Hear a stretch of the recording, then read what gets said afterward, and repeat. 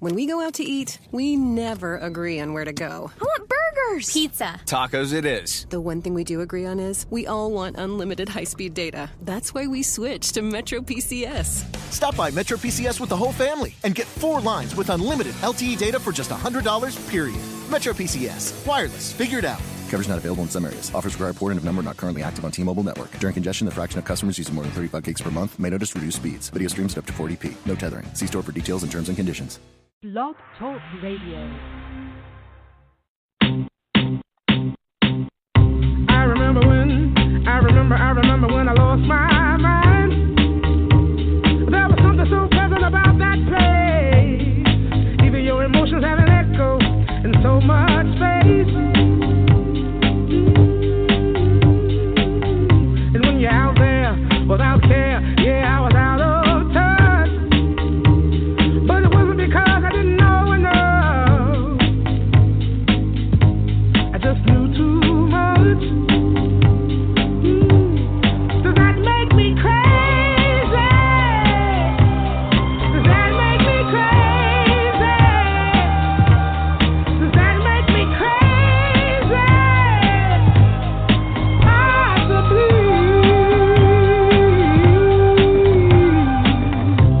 And I hope that you are having the time of your life. But think twice. That's my only advice. Come on now, who do you think you are? Bless your soul. You really think you're in control? Well, I think you're crazy. I think you're crazy. I think you're crazy. Just like me.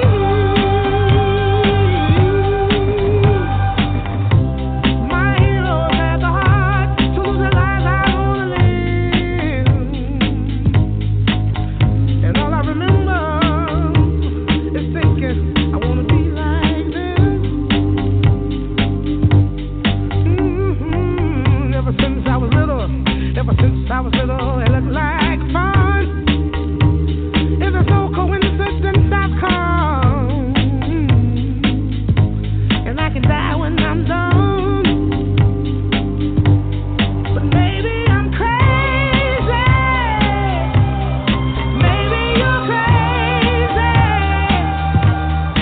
Maybe we're crazy.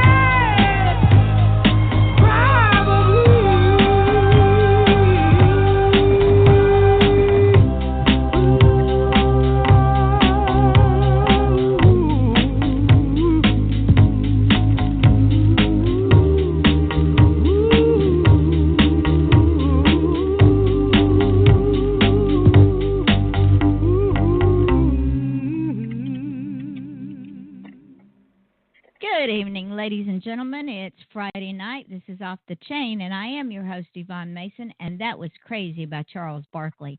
Those of you who have listened to the show for any length of time know that I try to fit the songs to my guest and what we're going to talk about. There's a very good reason I picked that song tonight. Number one, it's one of my favorite songs, and number two, it speaks about what we're going to be discussing with my guest tonight. And I want to apologize for last night's show. Thank you, Blog Talk Radio, for screwing up my show.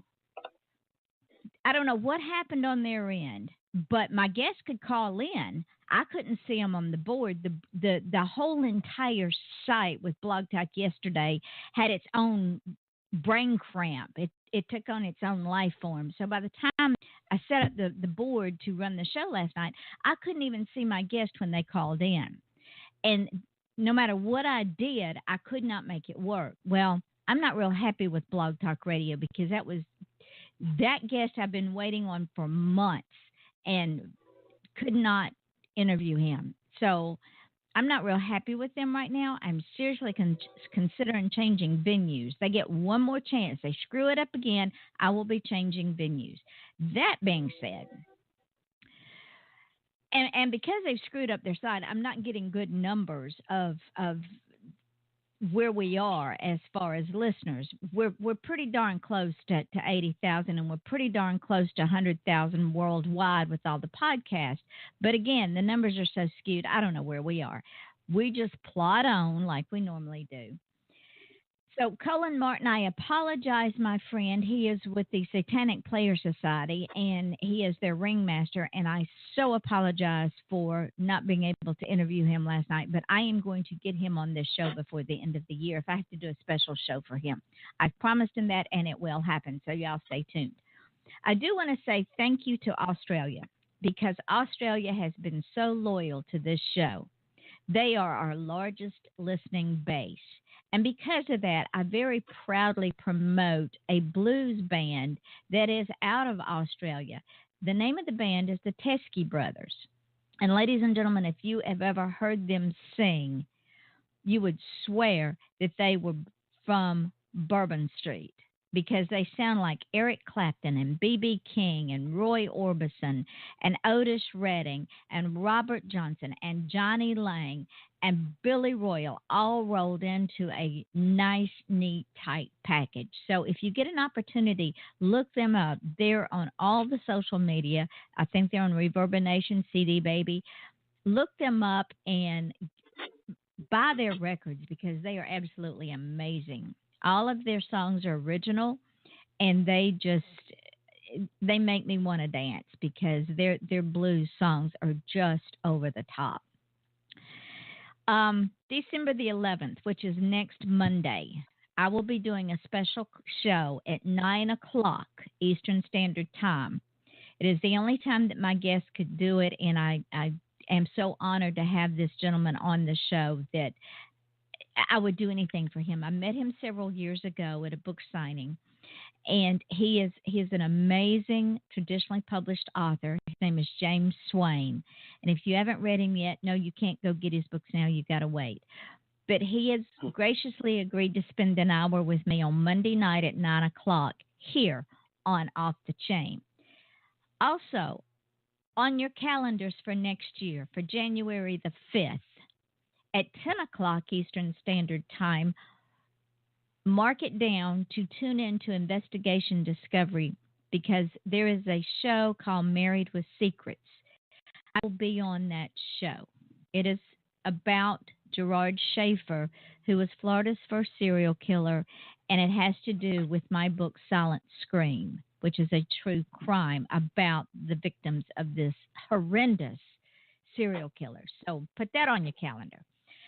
Now then, with all that being said, tonight's guest is an amazing, amazing man, and I am so honored and so privileged to have him on the show. I appreciate him coming on the show more than he knows. Number one, it is a very bad time of year for many, many people, because it is what I call the silly season.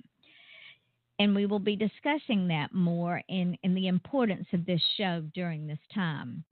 Author Timothy W. Carroll, he began writing prose and poetry during his early teenage years. Timothy's writings began as something very private and very personal. It was a form of journaling for him. And from a very early age, Tim secretly began to suffer from serious bouts of anxiety and depression, emotions that he simply did not understand. So he discovered early on that reading and writing were a healthy escape from these ups and downs and unexplained emotions. When Timothy reached his mid-teens, his secret battle with anxiety and depression only deepened. Like so many people, he began masking those negative feelings with getting high, drunk, and engaging in other negative behaviors, sort of a form of self-destruction.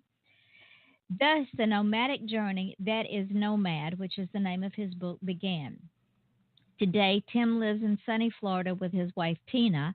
They have 6 wonderful adult children, and he enjoys being grandparents to several grandchildren. Tim continues to seek out his life's passion, to teach others how to avoid the unhealthy nomad life, and to teach those who have found themselves trapped in that solitary place how to find new hope and meaning for their lives through Christ. Welcome, Tim. Thank you for coming and spending an hour with me tonight. I truly, truly believe that things happen for a reason. And for me not to be able to get you on this show until this season, I believe that it was meant to happen.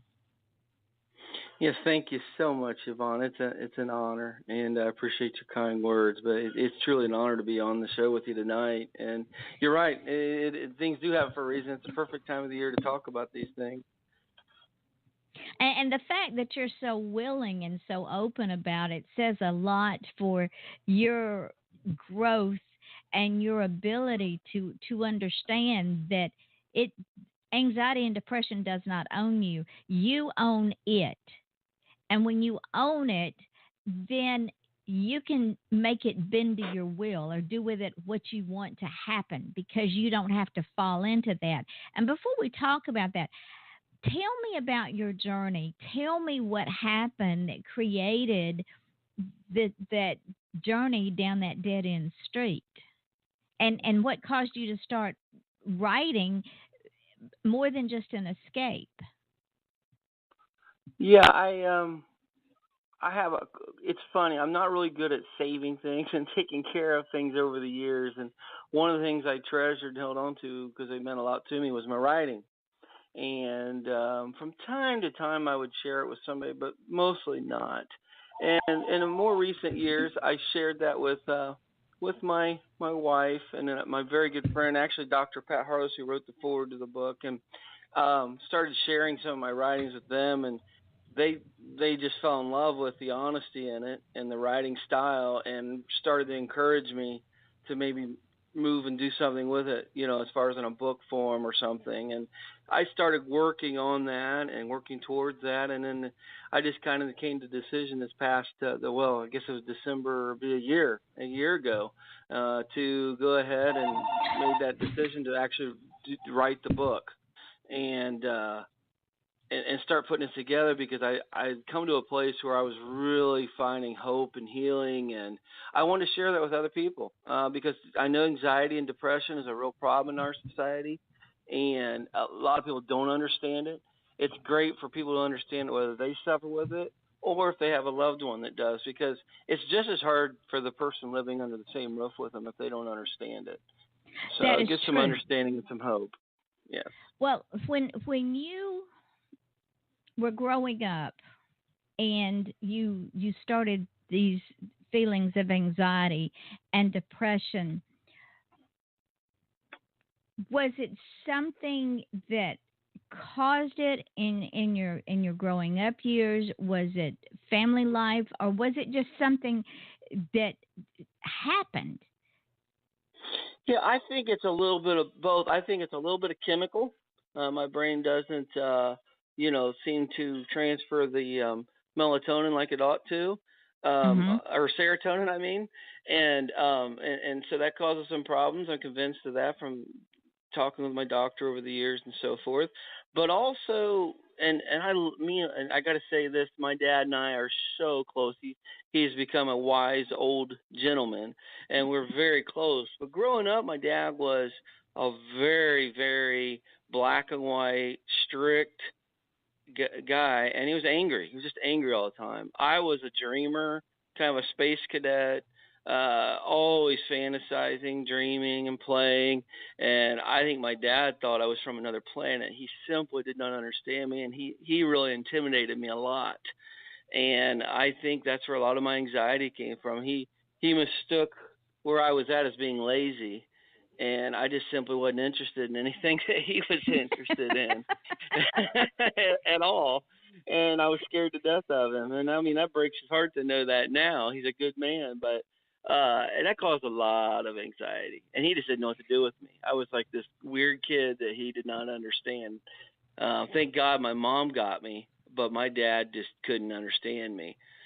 So I think that's where the majority of it would come from. And I was the laziest kid that ever lived. He ever walked the earth. I do feel sorry for my father in that regard. I grew up on a farm, and I was very allergic to work. I would, like a Tom Sawyer, I would go hide or find neighbor boys to do the work I was supposed to do. Well, I don't think it was so much that you were lazy. It's that your intellect weighed more than your physical work habits. In other words, there are those of us that enjoy the physical work. We get off on it. It makes us happy. It releases all of the chemicals and the hormones and all the stuff that goes with it. And then there's those like you and I that we're dreamers. We're creative minds. Our intellect is on the right side of our brain. And people that aren't of the creative type don't understand that. I could make up stories out of my head sitting in history class. And it's not that we're lazy, because it takes, to me, a whole lot more energy to work my brain than it does to go out. Yes. Yes. So, and it's just not perceived that way by others who aren't wired that way. That's true. That's true, because there was some. I've always worked. I started working at 5 years old. I've always worked at physical jobs and mental jobs, and I used to tell my mother I would rather be physically tired any day of the week than mentally tired, because it took me so much longer to regroup after being mentally exhausted than it did from being physically tired. I know exactly what you're saying. I completely agree with that. Yes. So, fast forward a little bit. When those two demons, and I use the term loosely, when they begin to own you, because as a child, we don't know what makes us angry. We don't know what causes depression. We don't know what, well, in my case now I do, because I'm an empath and I pick up all the emotions of everybody else I was around, and I was around a lot of negative people. But when we're young, we don't know that. So we start falling down into that rabbit hole. You took up writing. Did that help you to climb back out and put your life back into a perspective as a teenager, not knowing? Because then not only have you got that, Timothy, but you've got the puberty thing kicks in, the hormones start doing their thing, and here you are, anxious and depressed and going from being a kid to being a teenager with all the other garbage that we have to carry as teenagers. How did the writing help you? I think it came very naturally, that's for sure. I would just sit in my room with the doors locked and at my desk and write. I wrote things that I would not dare, and you could put a gun to me and I wouldn't have told anybody how I really felt. There's no way anybody would have known. So it was very private, very personal, but it helped me to get it out on paper because it was brutally honest. It was sometimes very, very dark and raw, but boy, it was real. And that, I felt like that way I was getting it out, letting it out. When you did that thing, when you wrote all of that, nowadays, because of the environment we live in, if somebody were to find that, they'd become carting you away somewhere because they would be afraid you were going to blow up a school or something. But when you wrote that and you got it out, did you feel freer? Did you feel like you were that emotion of depression and anxiety no longer owned you at that moment? I can't honestly, maybe at that moment, until I got much older into my adult years, and I'm talking more recent years, that I really realized the therapeutic value of it. And it's hard to really measure, if I'm brutally honest. I don't know. I got to think that it helped a lot, more than I even knew at the time. I think that's what it came down to. It was just such a natural thing for me to do, but at the same time, scary private. And the overwhelming feeling I struggled with, and I realize now where I'm at, it was shame. I never, ever felt good enough. I just felt shame and like always falling short. That's how I felt. And I had a lot of that had to do with my dad and our relationship and him being the way he was. And of course, your dad, he didn't intentionally do that. He was just a parent trying to do the best he could. And Yes. he believed in hard work and working from. And ladies and gentlemen, if you've never worked on a farm, you work from sunup to sundown 7 days a week. There's no break. And it's hard, brutal work because you work in the rain, you work in the snow, you work in the wind, you work in the heat, you work in the cold. It doesn't matter. When you work on a farm, that's what you do. And that's all he understood, was trying to make a living for his family.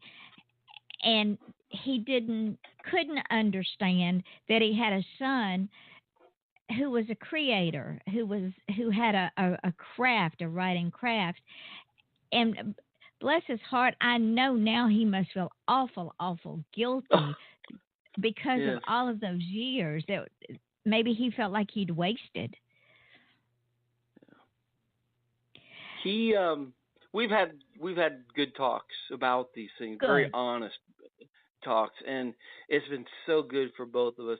My sister has told me, though, when those two talk about it, he gets choked up, and it really bothers him, which saddens me.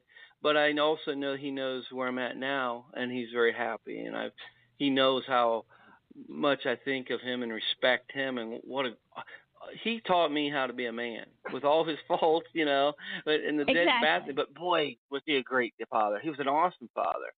He just didn't get me. That's what it came down to. He didn't get me. Well, honey, don't feel bad. My mama didn't get me either. So she and I had that same type of relationship. Yes, there you go. But it doesn't make them. It doesn't make them bad parents, because we learn things from them, even though they didn't get us. We were I know you were grounded. I was grounded.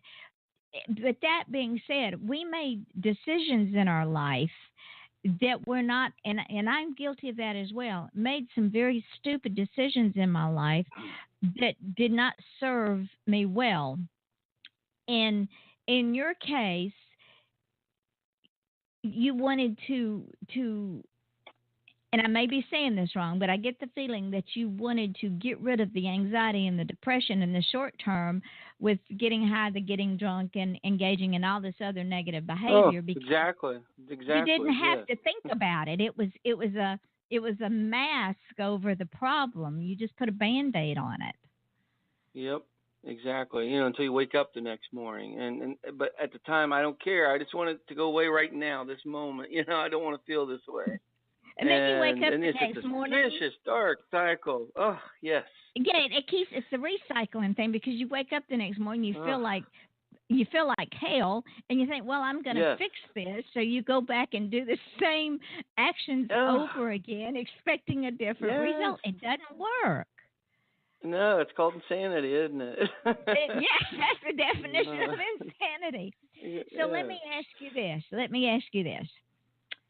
As depression and anxiety began to own you, did you find at times it was worse than at other times?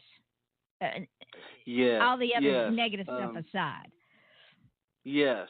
I think the most torturous times are when one of two things: either nothing that you can see or aware of has even really caused you to feel this way. So you're like, what is wrong with me? I'm nuts.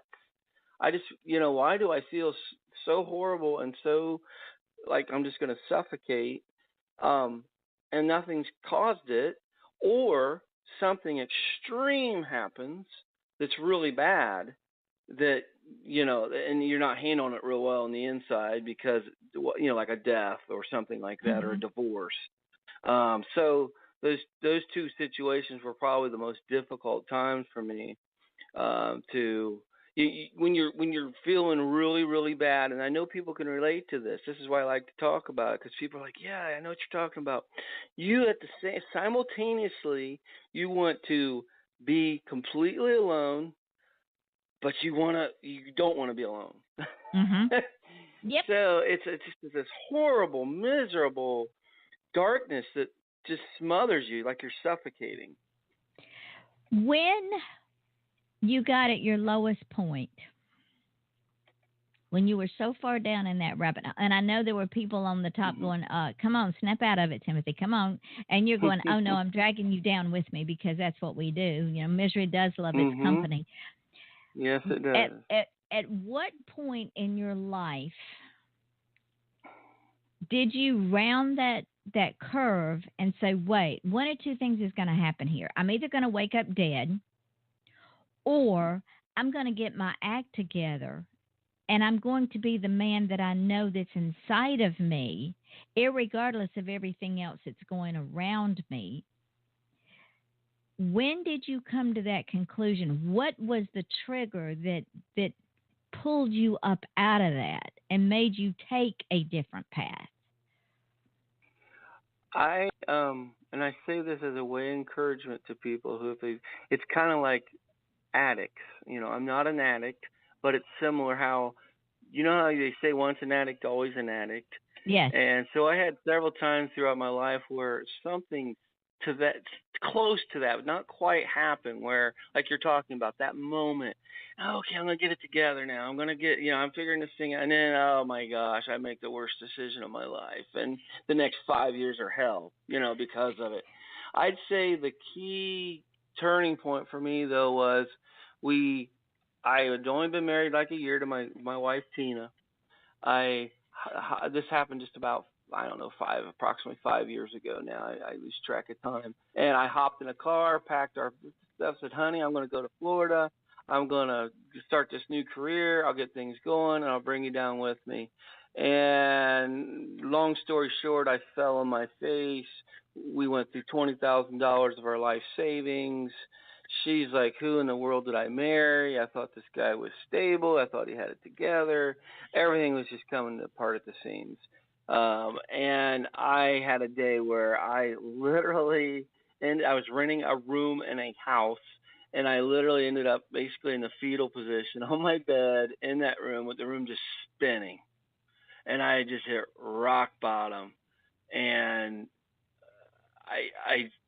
it was that. It was either just die or let's get up, brush ourselves off, figure this thing out, and do the right thing and make the right choices. And I called my dad that weekend. And I said, Dad, this is the situation. And my dad's a facts man. Here's the facts. This is what's going on. I need to know what to do. And I never call my dad and ask him what I should do. He's a big believer. Once you're a man, you got to make these decisions. He said, Tim, everything you just told me, if it's accurate, you need to pack your bags and you need to get your butt back to Ohio. And that's what I did.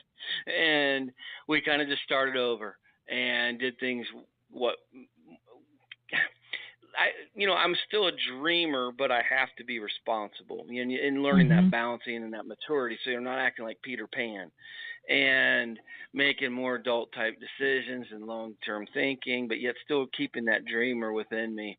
And we were able to sell the house correctly in Ohio and get down here to Florida correctly and, transition in that life down here in Florida. And I'd say in this whole time period, we'll be here 2 years in March in Florida, and this has been probably the greatest growth period of my entire life. And, writing the book and putting this all together and putting it out there, say, okay, here you go, public. Here's Tim. This is raw. This is dark. I have a poem I write about with a gun in my mouth. It's brutal. It's honest. And that was very, very healing for me when I actually put all my writing together, editing it, rewriting some stuff, writing introductions to chapters and dividing it up.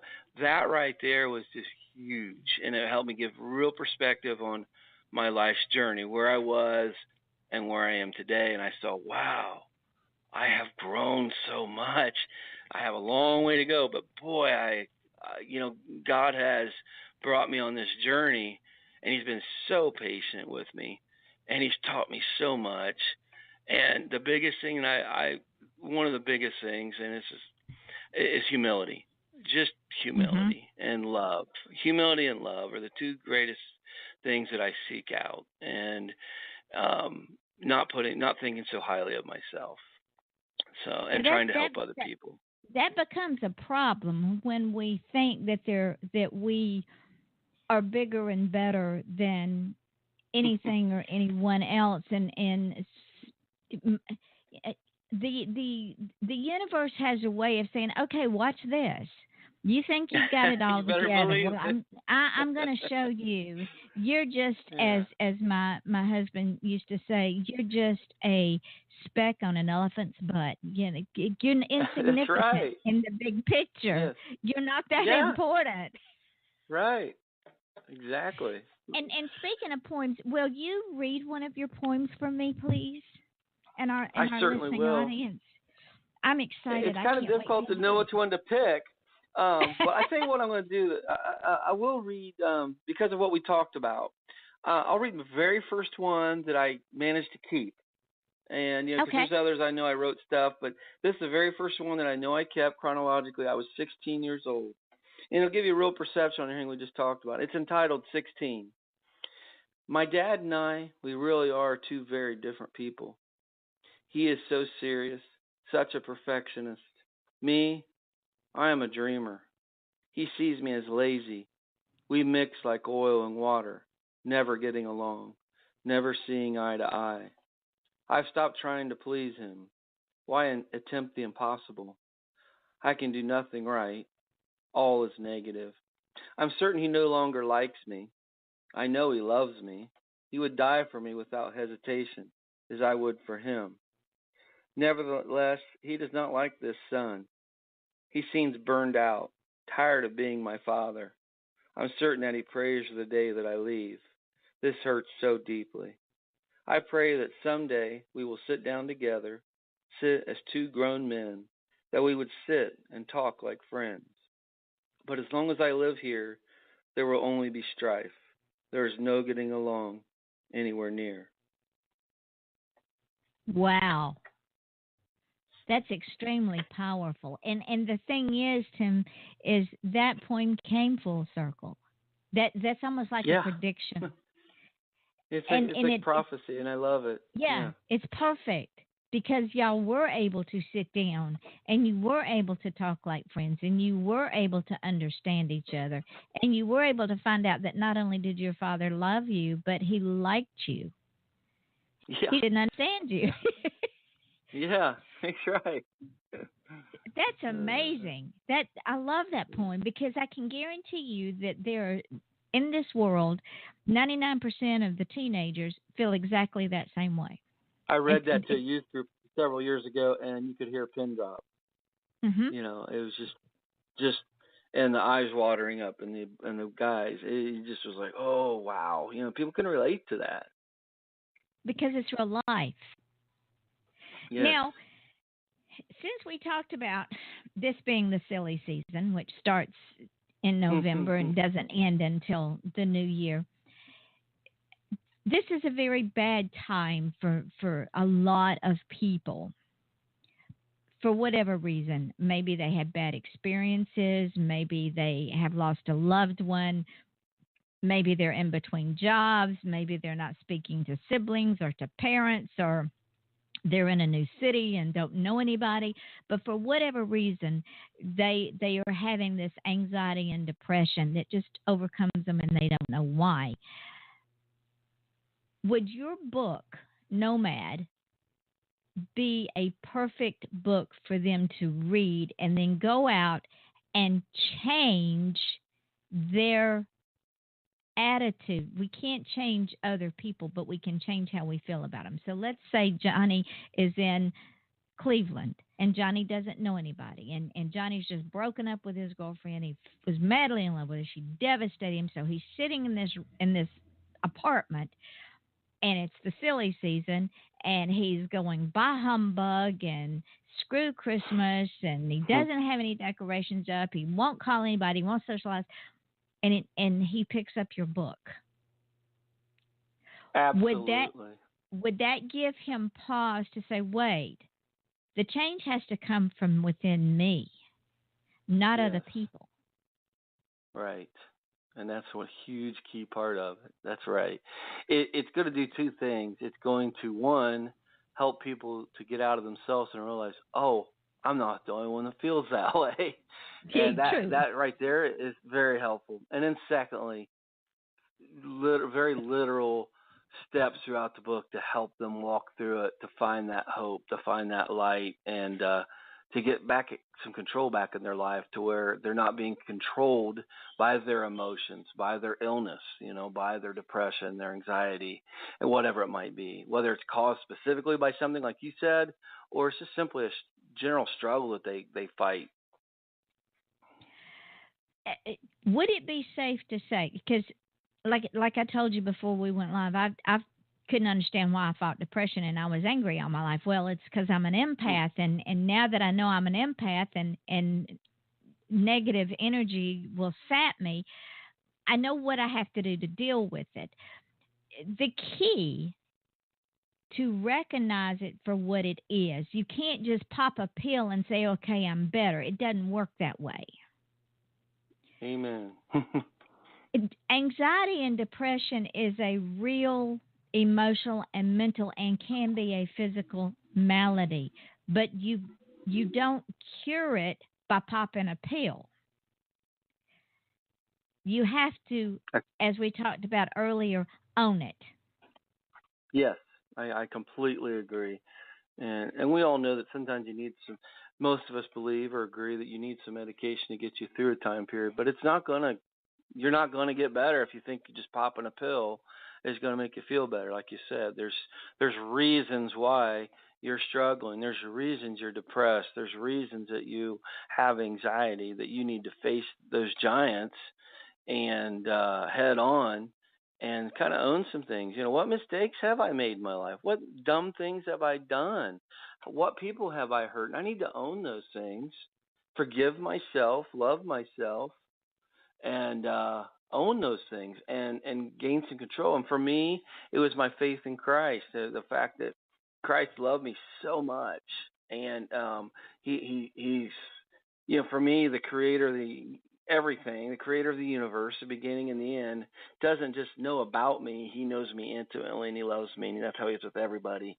And to find that strength through prayer, meditation, and just seeking out, like you said, we're seeking out love and humility, and not thinking so highly of myself. Those things right there are huge healing points into overcoming and not allowing those demons to control you. And I don't want to oversimplify it, because it's a very complex topic. It is very complex. Now, would it also be safe to say, Timothy, that once we own those things that we have done, and we've all done them, ladies and gentlemen, we don't need to be carrying that baggage around with us, because it's in the past. We cannot change the past. So we need to just leave it back there where it belongs, and we need to let every day be a clean slate. We need to. Yes, and in my book, I write a lot about that right there, in different ways of saying it, and different metaphors, and coming right out and saying it. Yeah, you got to leave that stuff there. Once you've identified it and you own it, now leave it there and keep walking, keep moving, because it's done. It's over. You can't change it. It's going to keep you back there in the past, and you can't move forward. And when you talked about us forgiving ourselves and loving ourselves and liking ourselves, those are the three most difficult things that we as human beings can do. Yes. And once we recognize and who are the people that who are the people we like to be around the most? People who truly are the opposite. What you just said. They love themselves. They're humble. They're strong. We love to be around people like that. They lift us up. They put off that energy. Yeah. Yes. But then when we get back in our own little world, it's like, wait, the darkness is settling in, because I'm really not that likable. I'm really not that nice person. And we start to doubt ourselves. And I have a saying, I used to say it many, many years ago, I faked it until I made it. I used to fake a lot of things until I made it. Until I convinced myself, Yvonne, you are worthy. You're okay the way you are. And if people can't accept that, that's not on you. It's on them. Yes. Yeah, that's powerful. I couldn't agree more. You say something about NOMAD that if I don't say it now, we'll forget about it, and then the night will get away from us. You say, escape the darkness, release your baggage, and embrace a new life of spiritual fusion. Explain that to our listening audience, because that is a very powerful sentence. Escaping the darkness, and that is your personal darkness, whatever those demons are, whatever that darkness is, where you're stuck, where it's toxic. It's a toxic place, very toxic. And releasing your baggage. You and I have already discussed that. It's about identifying your ugliness, your bad stuff you've done or thought, or things that you maybe are feeling guilty about, beating yourself up, leaving that behind. And leaving that behind can mean also getting toxic people out of your life who won't let you forget about what you've done. Those are toxic people that you can't, you have to figure out how you're going to handle that as well. Embrace a new life of spiritual fusion. To me, that's the most important part. The spiritual fusion is key. It's what brought my healing. It's where, wow, it's just a life changing. Spiritual fusion. Basically, what I mean by that is when we think of the word fusion, it's when you take two different, and I'm not a scientist, but you take two different substances, and when they're combined, they become one substance. And a very, very, very simplistic way to think of fusion is take two glasses and put them on the counter. You're going to put, one's just a plain glass, and the other one has ice in it. And you're going to pour some sugar in the one with ice and in cold water, and you stir it up. Well, it's going to be semi-sweet. A lot of that sugar goes to the bottom. But if you take the other glass, and let's say instead of it's a glass, it's a mug, it's a cup, and you put hot steaming water in there that's been boiling, and then you put your tea bag in there, and you put some sugar, and you stir that up, what happens? That sugar melts and dissolves. It actually becomes a new substance. And if that water was hot and you stirred it up, there's not going to be sugar in the bottom of that thing. It's fused. It's become a new element. Well, God, what I believe is that God, the creator of the universe, the beginning, the end, no one created him, no one came before him or after him, he knows each person intimately. He loves and cares for each person intimately. And his wisdom is beyond imagine. And the fact that he loves me so much, it blows me away. But he desires to have a relationship of what I call spiritual fusion. And that simply means that God does not want to be a part of my life. Instead, he desires, he wants to be, he demands to be that which my life is all about. Every aspect. He's not a segment of my life where it's some dead religion because I go to church every Sunday or I lead a Bible study or this or that. He's in every aspect, every nook and cranny of my life is about God. I'm aware of his presence, and I talk to him throughout the day in my mind, and I give him thanks, and I ask him for help, and I'm just so aware of him. It's a relationship now. He's not some angry, cold God up on a throne somewhere, but it's this relationship of the creator of the universe who guides me and directs me. When I have those old demons, I call it the old man in my book, the old man. The old man is there. I believe that we're eternal creatures. This is just the very, very beginning of the life ahead of us when we go home. But that old man is going to be with me until I leave this earthly body.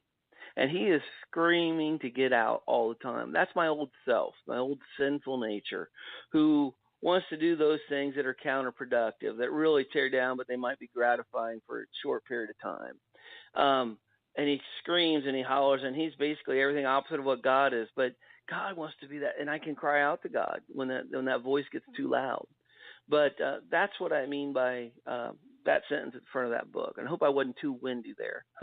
No, it's perfect, because I'm sitting here listening to you, and when we think we're at the bottom of that pit and we think that we're all alone and we think that nobody will ever get us, and when we think that there is nothing left,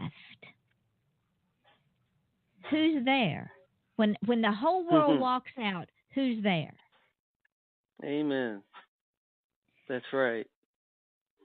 And he knows us, like you say, so intimately that he has a big picture of our life. Now, he does give us free will.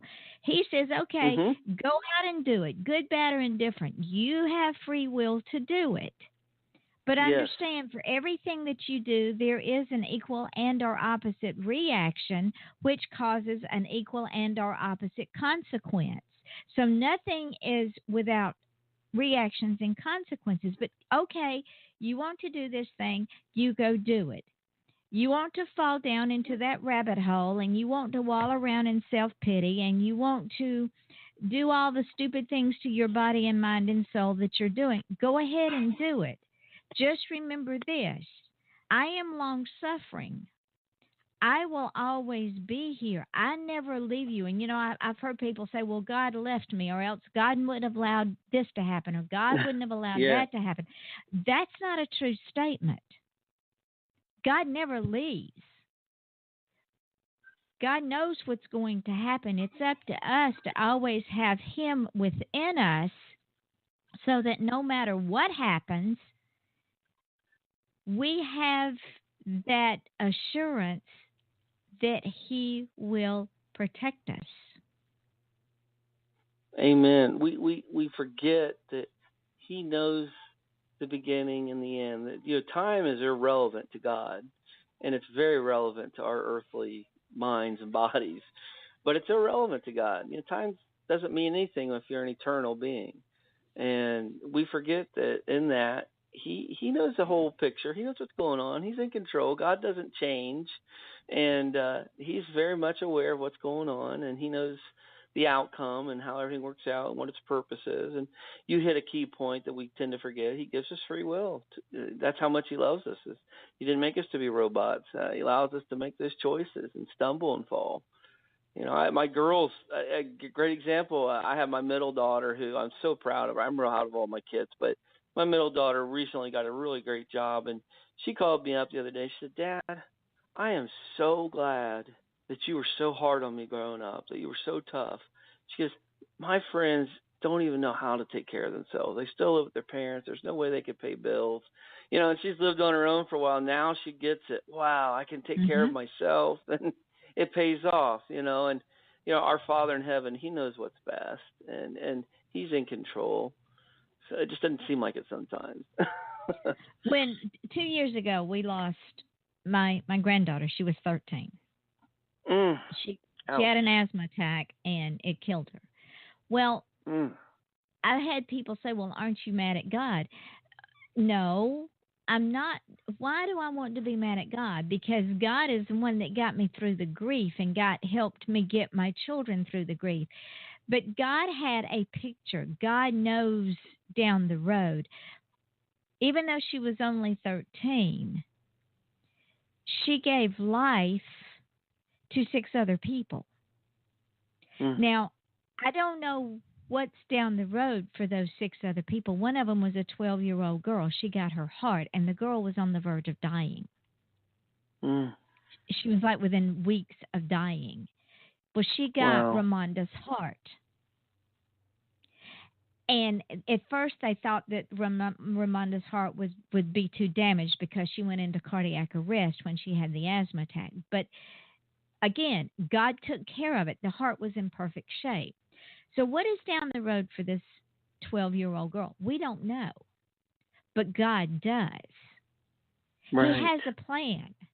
And we have to understand and believe that He knows what's going on, and He knows what's best. And when things happen, it's not God hates us or God let her die. It's a natural order of things that are happening, and there's a plan down the road. Yes.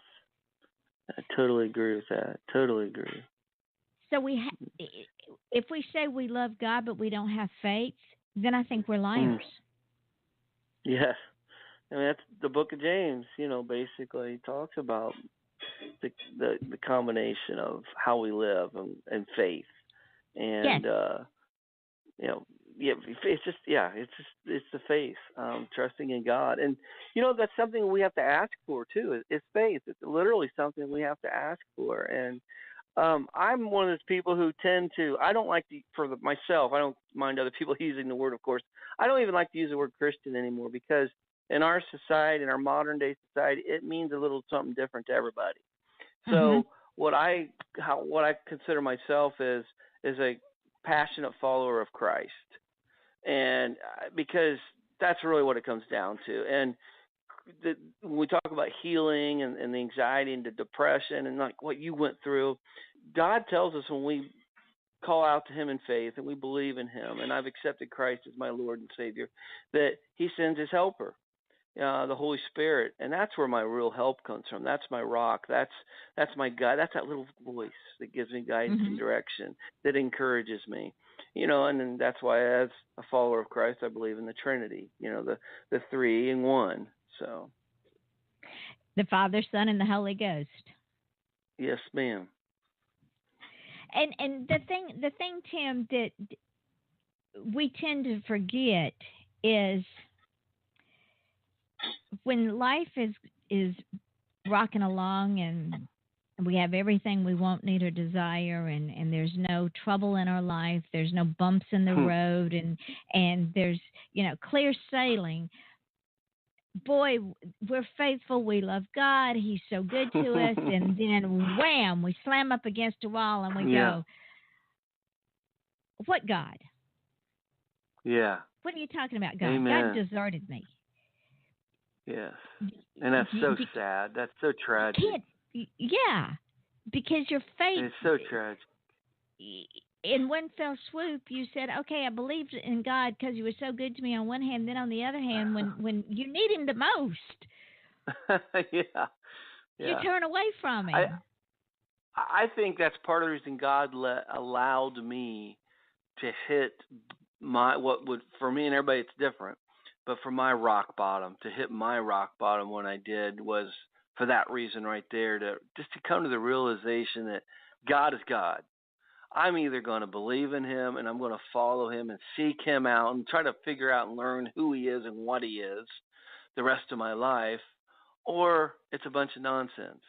And I had to come to that conclusion that okay, and regardless of my surroundings, just like what you said, regardless of what's going on in my life, it has absolutely nothing to do with who God is.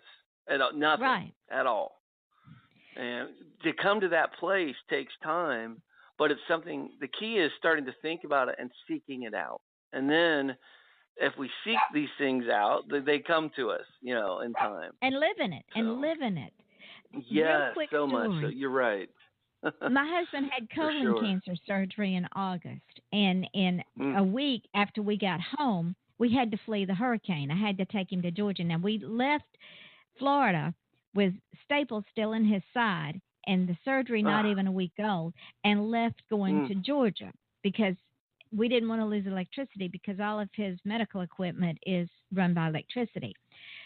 So we got into traffic on 95, and we was in traffic all the way to Georgia, and it finally cleared up. And he said, Yvonne, I was really, really worried about all of this when we left. I said, honey, I wasn't, because I talked to God, and I knew that He had it. He is in control. If we have a wreck and die, He's still in control. God is in control of this, not us. And he said, when you told me that, I just relaxed with it. I didn't worry anymore. That's a powerful And that's where the strength statement. comes. Oh, it's very powerful. It's life-changing. It's life-changing. It's life-changing, for sure. And people need to really grasp a hold of what you just said in that concept, because that is very life-changing. It's very powerful. I never expected to hear those words out of his mouth. But when he said, as soon as you told me that, I just felt the peace and a calm come over me, and I didn't worry about it anymore. Amen. And you're not going to believe this, Tim, but our hour is almost up. Oh, my goodness. I told you we'd go by fast. Yes. What I want you to do, my friend, is tell folks where you can be found and where the book can be found, because this book is a powerful book, and I highly recommend it to all of our listening audience. And to give it as a gift for someone who's struggling. Yes. Yeah. So It'd be a tell the wonderful folks gift. about it. Okay, the easiest way to find me, there's a lot. Now, this book is available at any bookstore worldwide. I mean, Barnes and Nobles and so forth. If it's not on their shelf, tell them to order it for you, and they will. They'll get it in there if it's not, because it's available everywhere. The easiest way, quite frankly, in my opinion, to get this book, though, is just go to Amazon.com or BarnesandNoble.com and look, do the search for Nomad, NOMAD, and put it. There are a lot of books with that title, evidently, different genres and so forth. But put in my name, Timothy W. Carroll.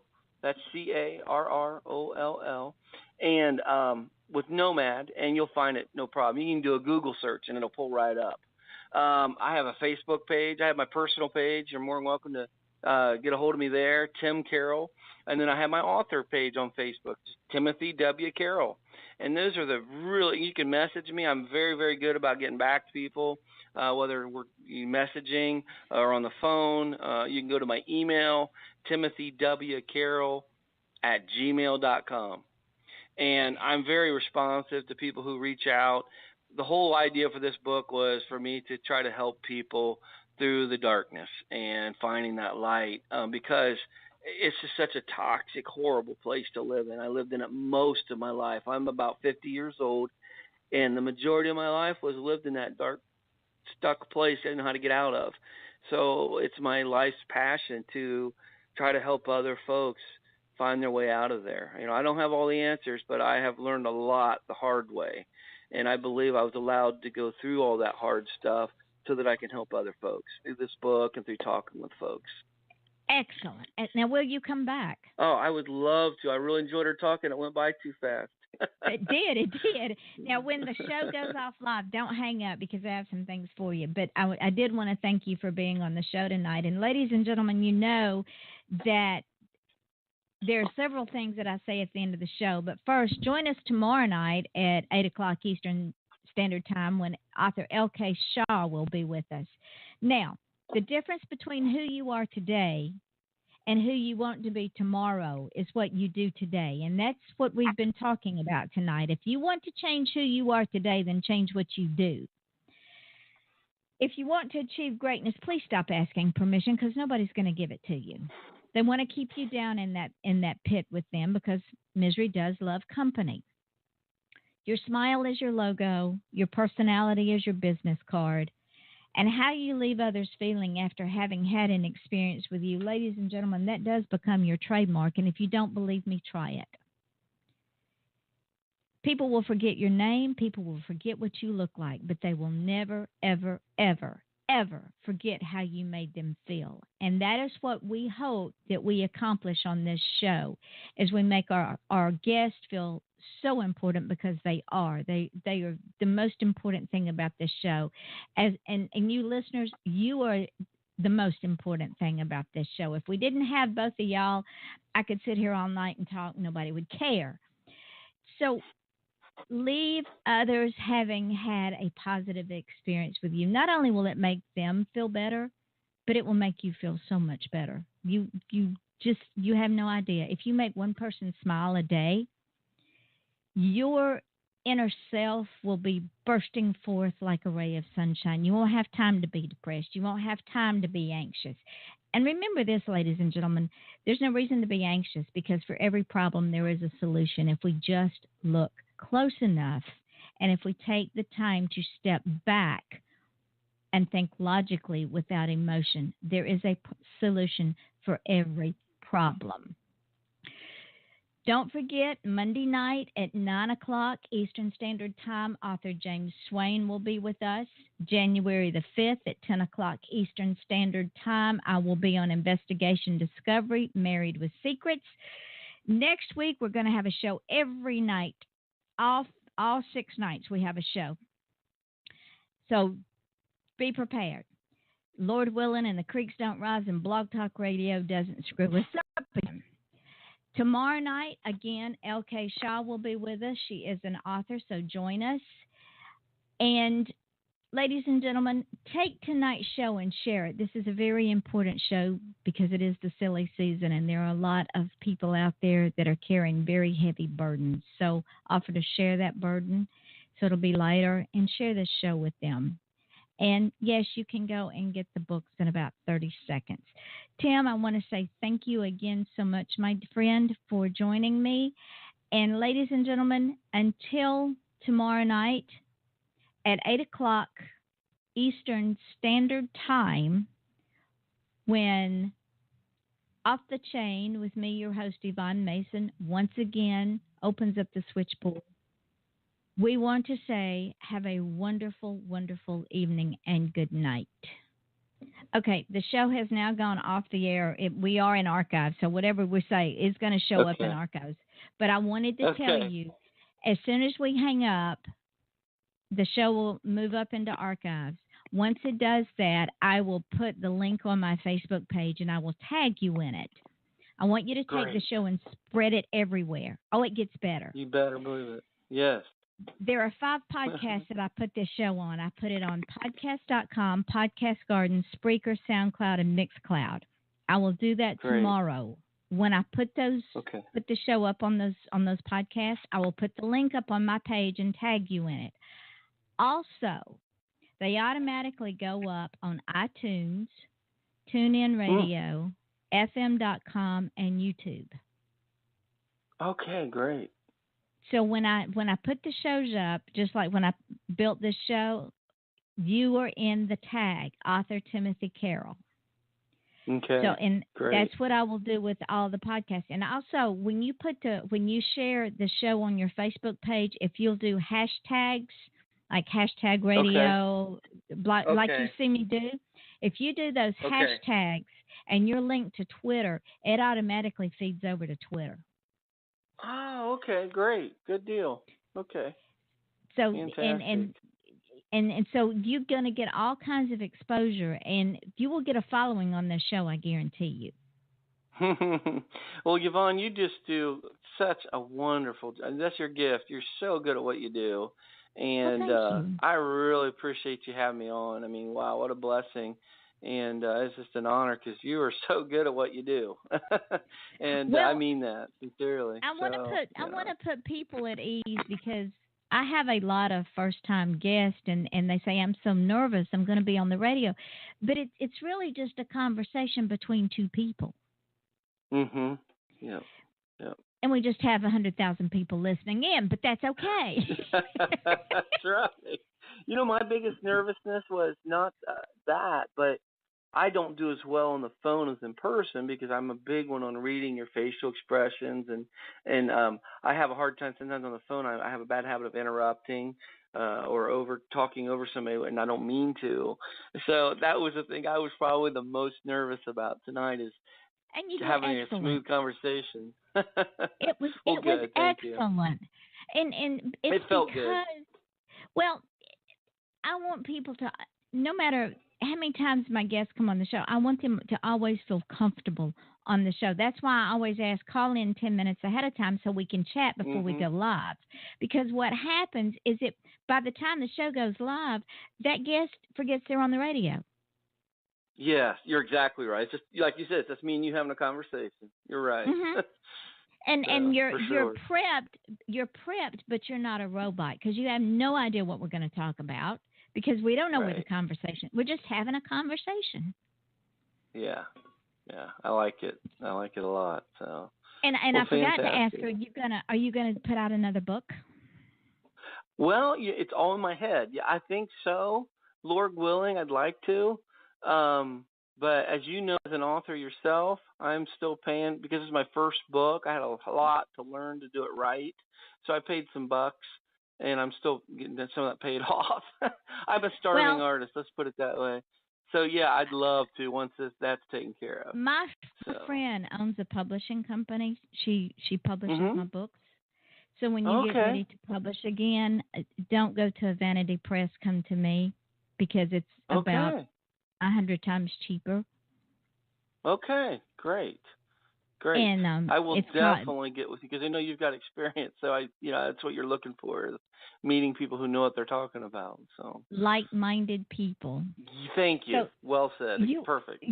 You are welcome, my dear. So I will set you up to come back May, June. Let's see where you are, and just have another because I don't think we've talked about everything that needs to be said. We need to educate people in the depression arena, so because real. we're losing. Sad. We're losing way too many people, especially young people, to suicide. So that is right. Bullying, depression and bullying. Yeah. We got to keep educating people. Yep. So, my dear, exactly. I'm going to get off from here so I can get this thing up. Thank you once again for spending an hour with me. I had a blast. Anything I can do with the book, I love. So, well, as you should, but I was having a kind of a rough day myself this week. My husband's not in the best of health, and it's the silly season, so it's been kind of a rough week. So thank you for letting me bend your ear. You got it. Well, and thank you for being such a wonderful hostess. That was wonderful. I feel better than I did too before I talked to you. So there you go. Like-minded people, positive attitudes. It works wonders. You better believe it. Exactly. The opposite of toxic. Exactly. Great. Cut all the negative out, and we just talk about upbeat things. So That's give right. your wife a hug and tell her thank you for keeping you around, because you are indeed a blessing, and I appreciate you very, very much. Thank you, Yvonne. I can't wait till we see each other again too. So I'm telling you, and so we will set about getting you back on in May, and see where we are and do some more educating. I'd love it. That sounds wonderful. All right, let me get off from here and get this up so I can get it sent to you, and you can start spreading the word, my friend. You bet. Thanks so much. You have a great evening, Yvonne. I'll talk to you later. Bye-bye.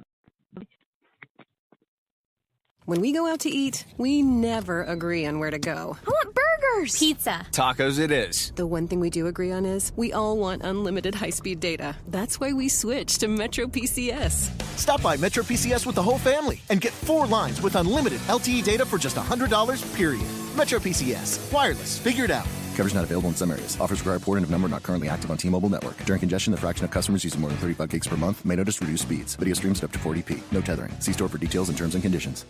When we go out to eat, we never agree on where to go. I want burgers. Pizza. Tacos it is. The one thing we do agree on is we all want unlimited high-speed data. That's why we switched to Metro PCS. Stop by Metro PCS with the whole family and get 4 lines with unlimited LTE data for just $100, period.